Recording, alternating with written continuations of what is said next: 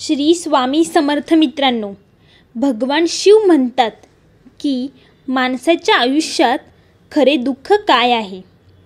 तर मित्रांनो, आज आपण भगवान शिवांची एक अतिशय आश्चर्यकारक कथा पाहणार आहोत. एकदा भगवान शिव पृथ्वीच्या दर्शनासाठी गेले असता त्यांनी एका तरुणाला पाहिले जो देवाला दोष देत होता. तो त्याच्या जीवनाबद्दल निराश आणि दुःखी होता. हे सर्व पाहून भगवान शिव एका महात्म्याचे रूप धारण करतात आणि त्या तरुणाला वास्तविक दुःखाचे ज्ञान देतात. तर नेमके खरे दुःख काय असते हे या कथेतून आज आपण समजून घेऊया.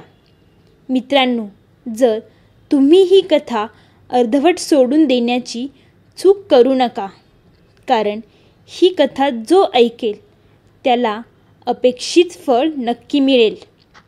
मित्रांनो, सुख आणि दुःख या एकाच नाण्याच्या दोन बाजू आहेत आणि आपल्याला वाटतं की आपल्या आयुष्यात हजारो दुःख आहेत, हजारो समस्या आहेत.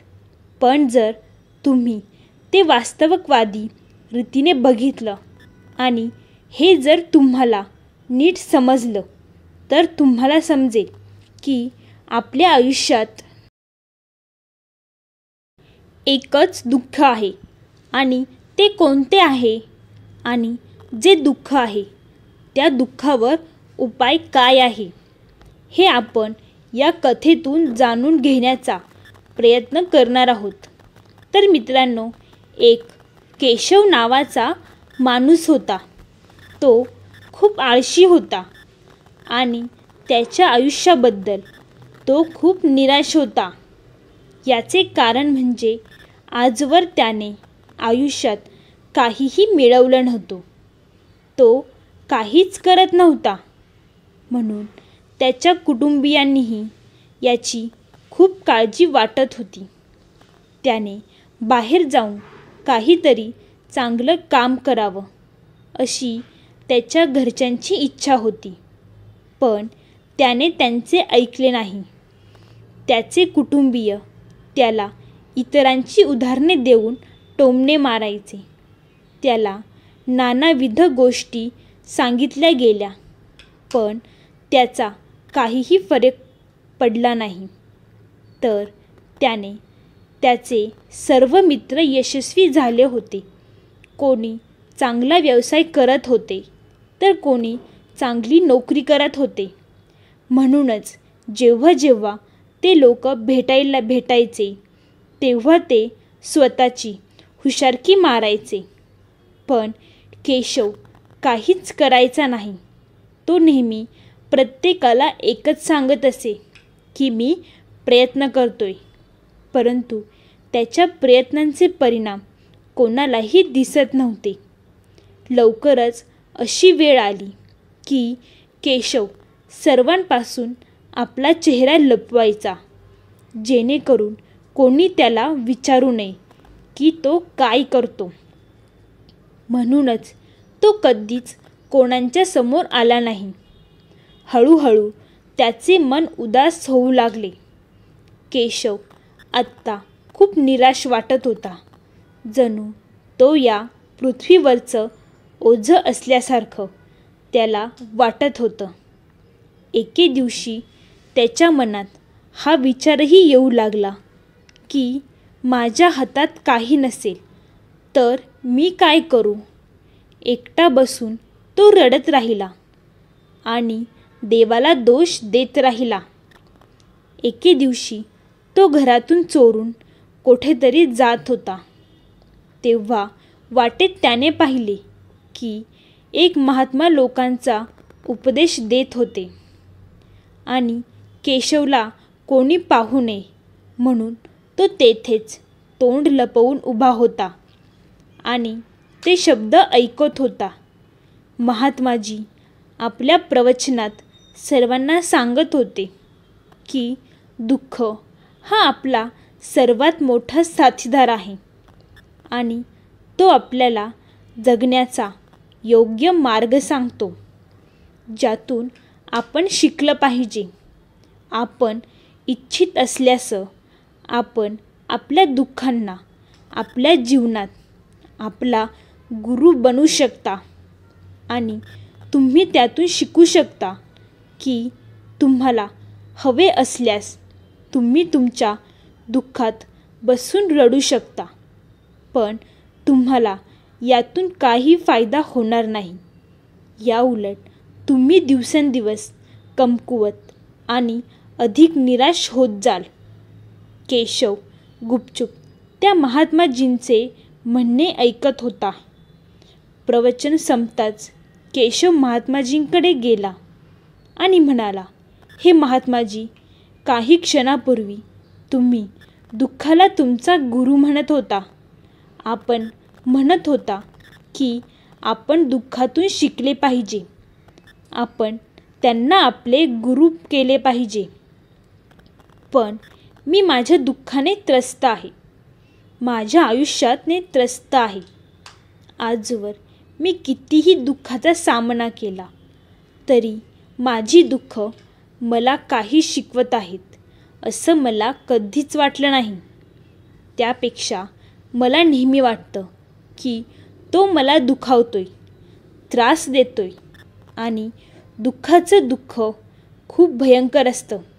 असं वाटतं की यानंतर आपले जीवन संपेल, यानंतर आपल्याला काहीच मिळणार नाही आणि मृत्यूही आपल्यासमोर कमी दिसतो.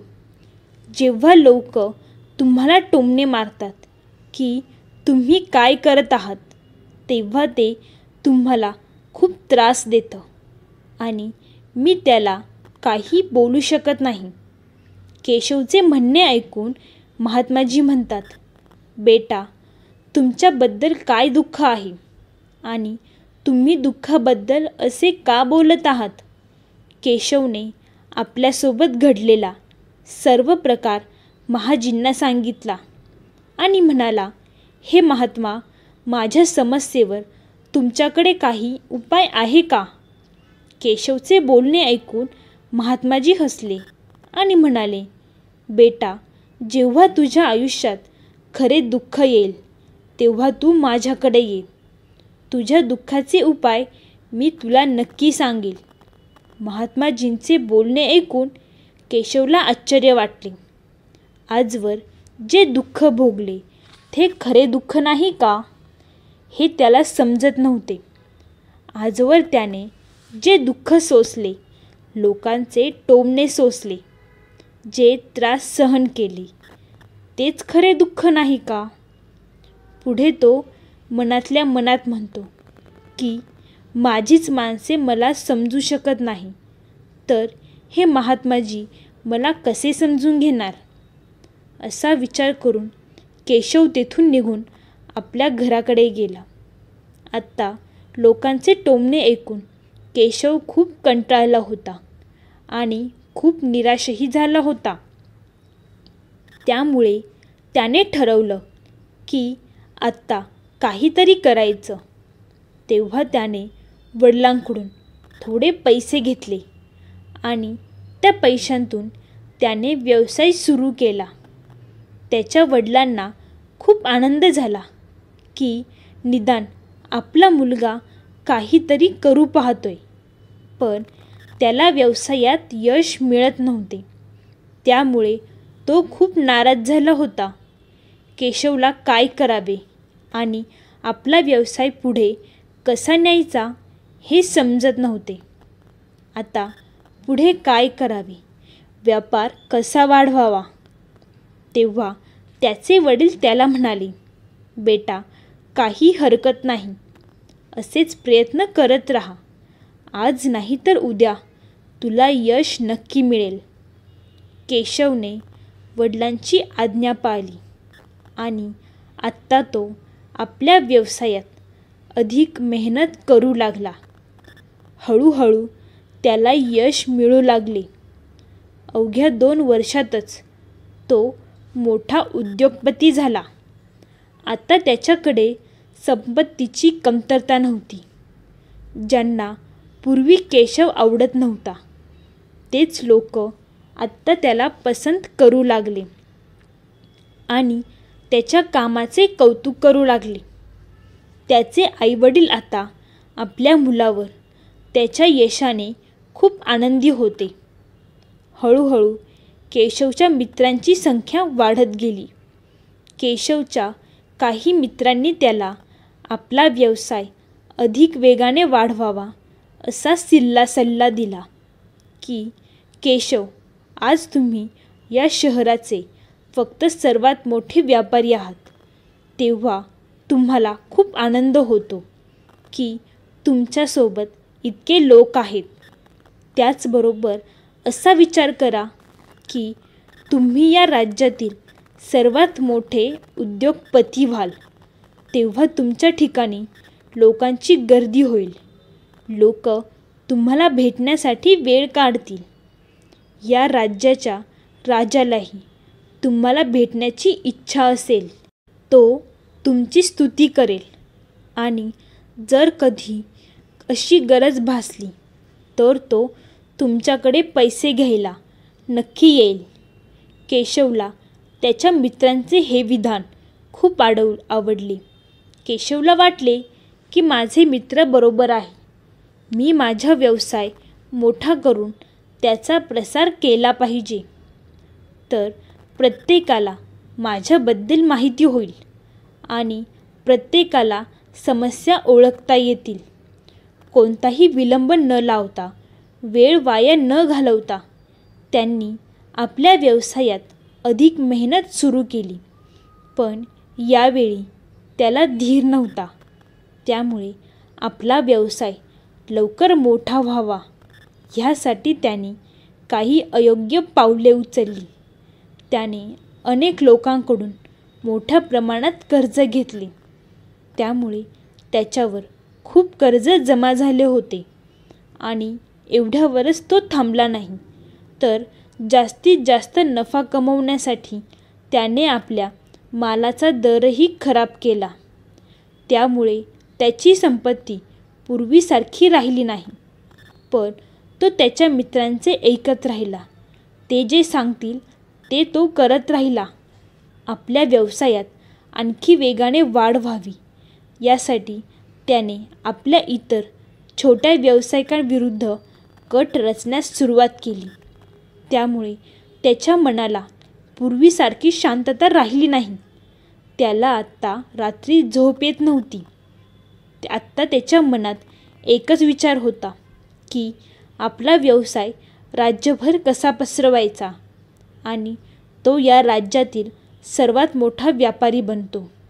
त्यामुळेच आपला व्यवसाय लवकरात लवकर मोठा व्हावा यासाठी तो रात्रंदिवस काम करत असे.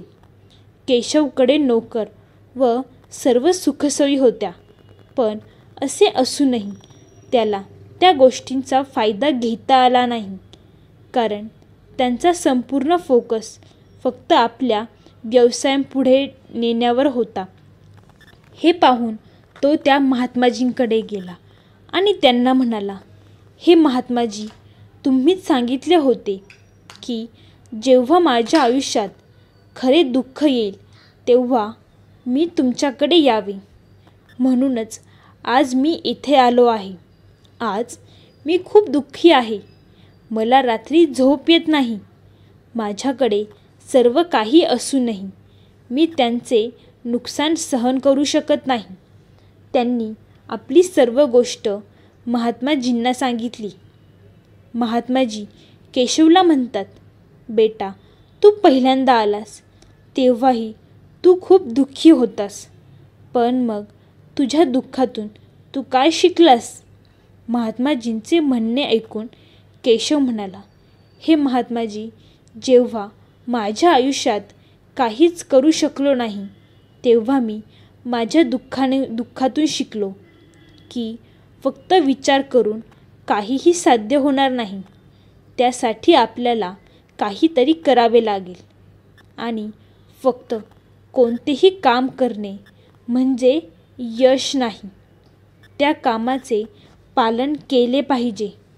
मार्ग कसाही असो, परिस्थिती कशीही असो, कितीही संकटे तुमच्या वाटेवर आली तरीही आपल्या आयुष्यात काहीच उरलेलं नाही असं वाटत असेल तेव्हा तरी आपण काहीही करू शकत नाही.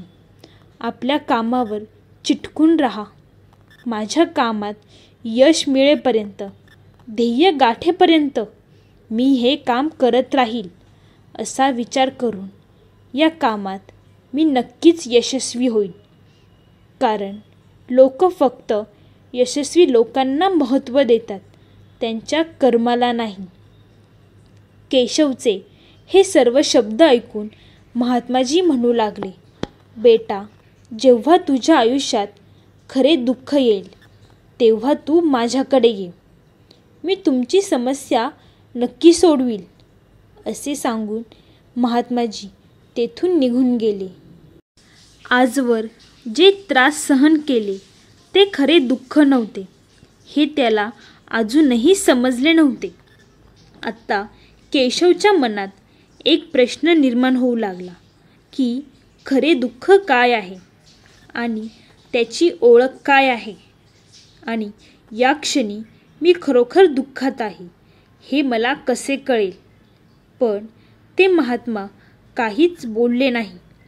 मग एक मोठा मडका घेऊन महात्मा केशवकडे पोहोचले.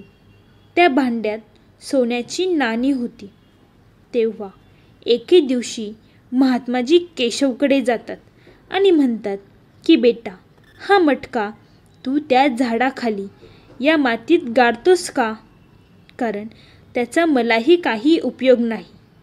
जेव्हा मला गरज असेल तेव्हा मी तेथून खोदून बाहेर काढेल. पण सध्या हा धडा इथेच ठेव. केशवने त्यांच्या सांगण्यावरून तो घडा त्या झाडाखालच्या मातीत गाडून ठेवला. केशव त्यांना प्रणाम करून तेथून निघून जातो. हळूहळू वेळ असाच निघून जाऊ लागतो. केशवची आत्ता त्याच्या व्यापारात प्रगती होऊ लागली. पण त्याच्या मालाचा दर्जा चांगला नसल्यामुळे केशव यामुळे खूप नुकसान झाले. त्याचा व्यापार पूर्णपणे ठप्प झाला. त्याच्याकडे काहीही उरले नाही. त्याला त्याच्या मित्रांनी दिलेले कर्जसुद्धा द्यायचे होते. पण तो या गोष्टीवर निश्चित होता की माझे मित्र मला समजून घेतील, ते मला थोडा वेळ देतील. माझ्या अशा वाईट वेळेत मला ते नक्की साथ देतील.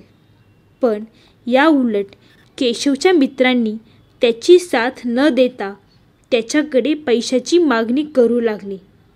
केशवने त्या मित्रांकडे थोडा वेळ मागितला.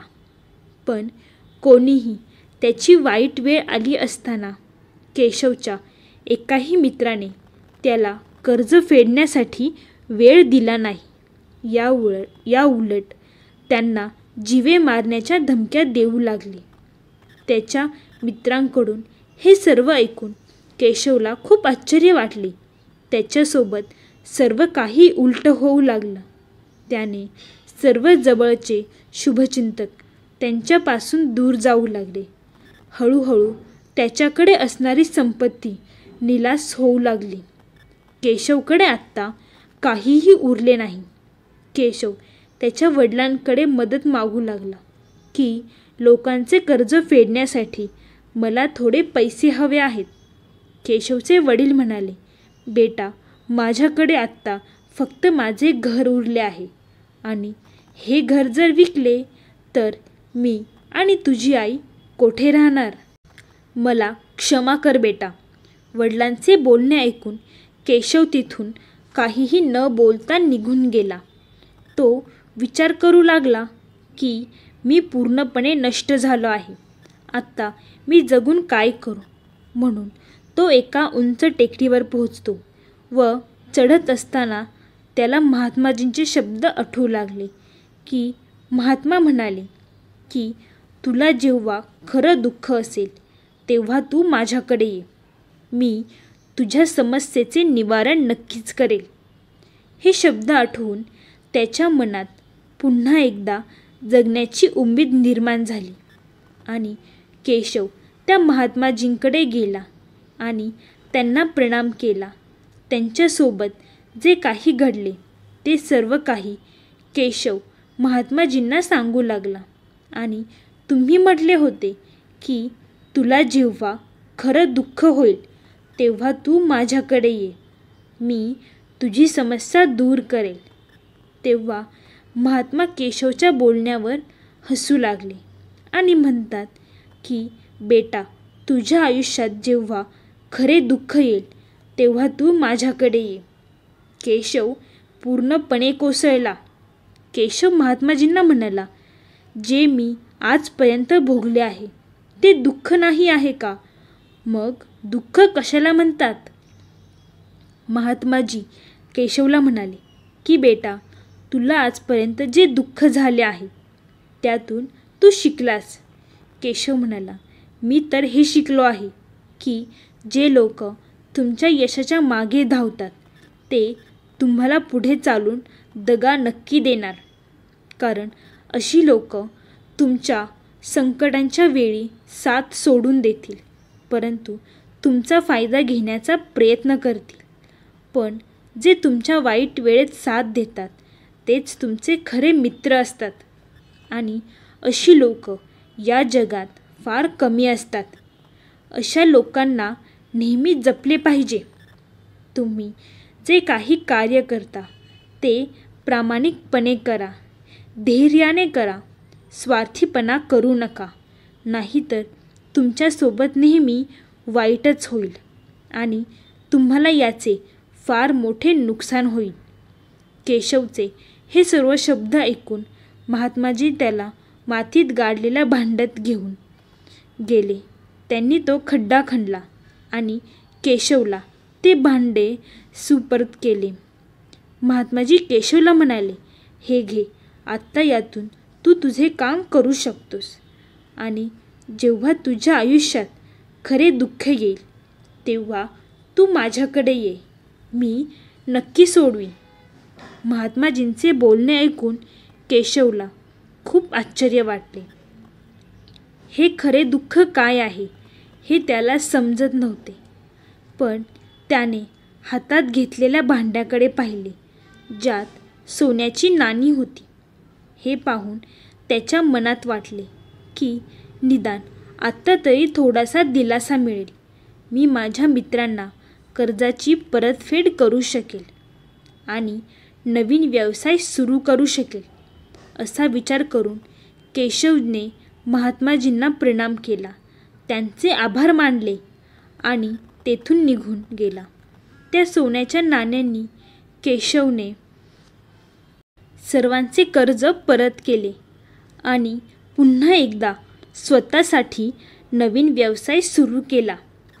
व्यवसाय छोटा होता, पण यावेळी केशव खूप खुश होता आणि काही वेळातच तो पुन्हा एकदा मोठा व्यापारी बनला.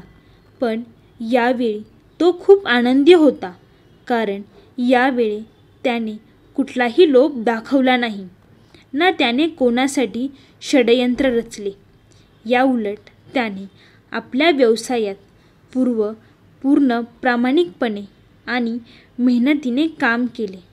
पण जसजसे तुम्ही श्रीमंत होत जाल तसतशी तुमच्या मनात आणखी एक भीती निर्माण होऊ लागते आणि तुमची संपत्ती गमावण्याच्या भीतीमुळेच तुम्ही लोकांना मदत करण्यास, दानधर्म करण्यास सुरुवात करता, जेणेकरून तुमच्या आयुष्यात कधीही दुःख येऊ नये.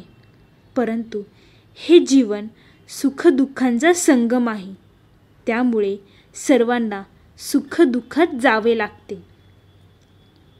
त्यामुळे केशवच्या आयुष्यात पुन्हा एकदा दुःखाचे आगमन झाले.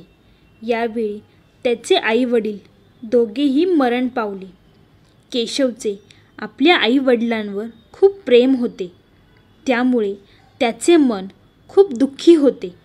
त्याच्याकडे शेवटचे पाहता असताना त्यांना त्याच्या मनात हजारो प्रश्न निर्माण होऊ लागले. ज्या मालमत्तेसाठी ते नेहमी भांडत होते त्या मालमत्तेची काळजी घेणारं आज कोणीच नाही असे त्याला वाटले.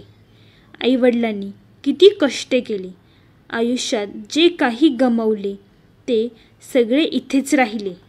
पण आत्ता सर्व काही संपले होते. केशवचे मन आत्ता खूप अस्वस्थ होत होते. त्याच्या मनात हजारो प्रश्न निर्माण होत होते आणि त्याला खूप एकटे वाटत होते. त्याने आजूबाजूला पाहिलं पण काहीच समजत नव्हतं. तेव्हा त्याला त्या महात्माजींची आठवण झाली आणि तो लगेच त्या महात्माजींकडे धावला. महात्माजींना पाहताच त्यांनी केशवला विचारले, काय आहे बेटा, पुन्हा काही दुःख आले का? तेव्हा केशव म्हणाला, गुरुदेव, आता तर सर्व काही ठीक आहे, पण आज माझे आई वडील या जगात नाही. मला खूप एकटे वाटत आहे. महात्माजी केशवला म्हणतात, बेटा, यात दुःख करण्यासारखे काय आहे? हे जीवन आहे. येथे कोणी राहायला आले नाही आणि कोणी येथे राहणार देखील नाही. आपण सर्वजण एक ना एक दिवस मरणार आहोत आणि मृत्यू कधी येईल हे कोणालाच माहीत नाही. कोण जाणे, उद्या तुमचा मृत्यू देखील होण्याची शक्यता आहे. मृत्यू कधीच वयाच्या आधारे येत नाही आणि कोणाला सांगूनही येत नाही. हे सर्व ऐकून केशव अधिकच अस्वस्थ झाला आणि तो शांतपणे तेथून निघून गेला. त्याच्या मनातली पोकळी अजूनही तशीच होती. केशवला खूप एकटं वाटत होतं. त्यानंतर त्यांना त्यांच्या व्यवसायातही रस नव्हता.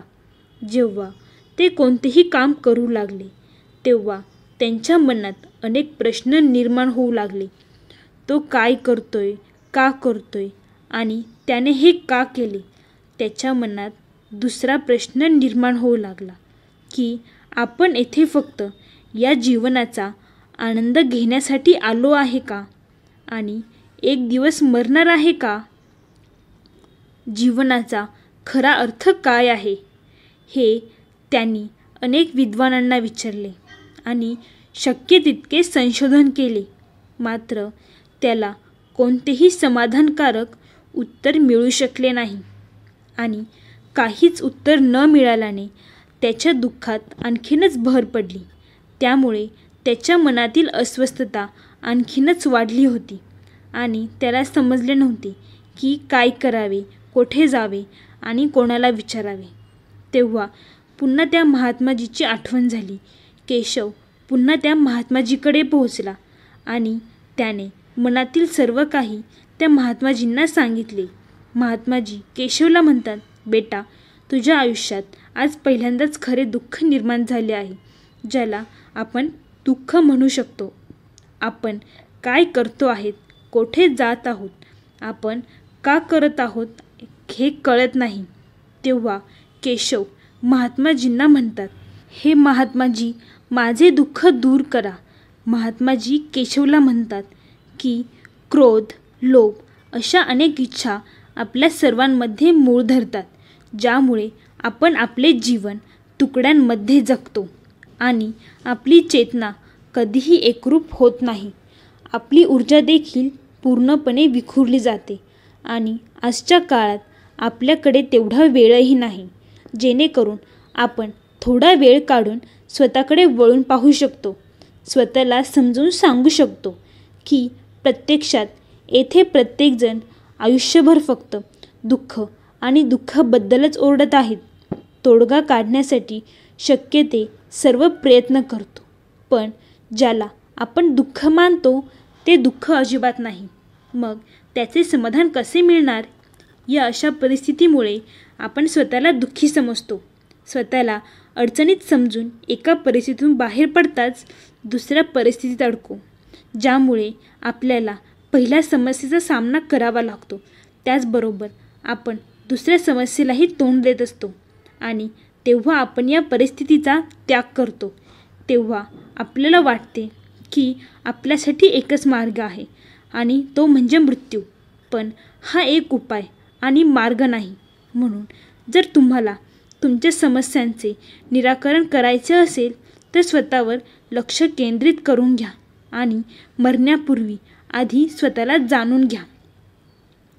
तेव्हा केशव त्या महात्माजींना म्हणतात, हे गुरुदेव, मग आपण हे जीवन जगू नये का? आपल्या इच्छा पूर्ण करू नये का? महात्माजी केशवला म्हणतात, बेटा, आपण कोणाशीही आसक्त राहू नये.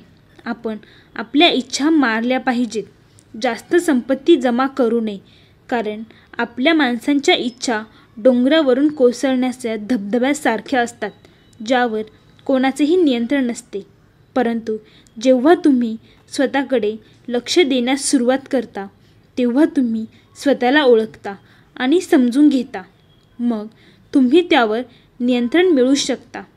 मग इच्छा देखील तुमच्या नियंत्रणात राहतात आणि जर तुमची इच्छा असेल तर तुम्ही त्या इच्छा नक्कीच पूर्ण करू शकता. महात्माजींच्या या सर्व गोष्टी ऐकून केशव महात्माजींना म्हणाला, हे गुरुदेव, तुमचे खूप खूप आभार. तुम्ही आज माझी सर्वात मोठी समस्या सोडवली आहे. मी आज स्वतःवर लक्ष केंद्रित करेन. मानवी शरीरात खूप ऊर्जा आहे, खूप शक्ती आहे, पण ती निरुपयोगी कामात वापरली जाते. त्यामुळे आपले जीवनही निरुपयोगी गोष्टींमध्ये व्यस्त राहते. पण आपण त्याकडे कधीच लक्ष देत नाही. आपण आपली ऊर्जा कधीच केंद्रित करत नाही. आपलं आयुष्यही असंच काहीतरी असतं. आपण नेहमी देवाला विचारत राहता की आपल्या आयुष्यात एवढं दुःख काय आहे? आपल्या सर्वांच्या मनात आणि जीवनात इतकं दुःख का आहे? हा प्रश्न आपल्या सर्वांच्या मनात नक्कीच निर्माण होतो आणि याचे उत्तर असे आहे की आपण आपल्या आयुष्यातील शेवटच्या दुःखापर्यंत पोहोचावे अशी ईश्वराची इच्छा आहे. त्या खालीपर्यंत पोहोचण्यासाठी जेथे आपण स्वतःला अजून ओळखले नाही त्याची जाणीव होऊ शकते. आपण स्वतःवर नियंत्रण ठेवू शकतो, परंतु आपण आपली ऊर्जा निरुपयोगी गोष्टींमध्ये वापरतो, ज्यामुळे आपण कधीही स्वतःला ओळखू शकत नाही. जर तुम्हाला स्वतःला ओळखायचे असेल तर प्रथम तुम्हाला तुमचे मन एकाग्र करावे लागेल. केवळ लक्ष देऊनच तुम्ही त्या समस्यांवर उपाय शोधू शकता. तरच तुम्ही स्वतःला ओळखू शकता आणि तुमच्या आयुष्यातील सर्व दुःखांचे निराकरण करू शकता. खरे दुःख काय आहे हे तुमच्यापर्यंत पोहोचवण्याचा हा एक छोटासा प्रयत्न आहे. तर मित्रांनो, तुम्हाला ही व्हिडिओ आवडली असेल तर चॅनलला नक्की सबस्क्राईब करा आणि कमेंटमध्ये श्री स्वामी समर्थ लिहायला अजिबात विसरू नका. धन्यवाद मित्रांनो. बोला श्री स्वामी समर्थ.